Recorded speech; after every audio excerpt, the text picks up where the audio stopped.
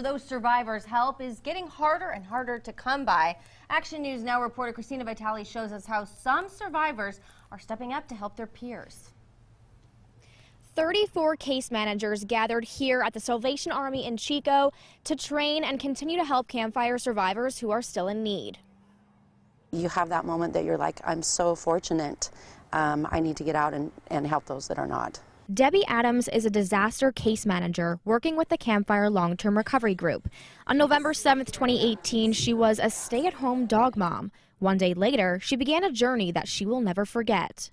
Being a case manager has probably been one of the most rewarding things I've done in my life. Adams says with that comes sadness, gratitude, and having a big heart for those in need.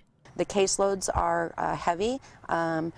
You can only handle so many at a time because of the intensity of them. The Unmet Needs Community Project Manager Tracy Davis says the group has 8 agencies doing case management work, and only 2 agencies are funded by FEMA.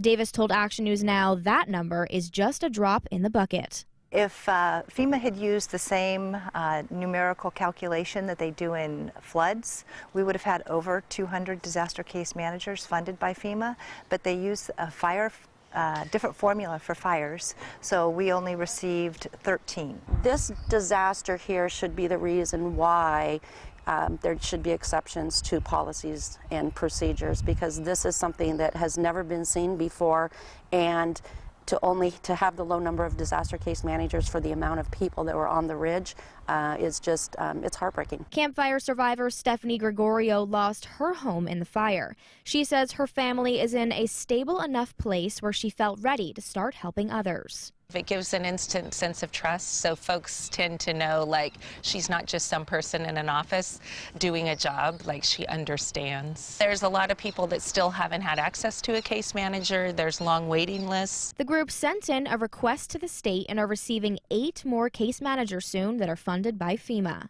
The county is getting involved at this point, and there are certain grants that are being proposed on how to bring in additional support. But volunteers are making progress. It's just really fun to see that life is back on the ridge, and it's slowly coming back, so it's great. They're doing it because they care about their community, and they want our survivors to do well. Reporting live in Chico, Christina Vitale, Action News Now. Coverage you can count on.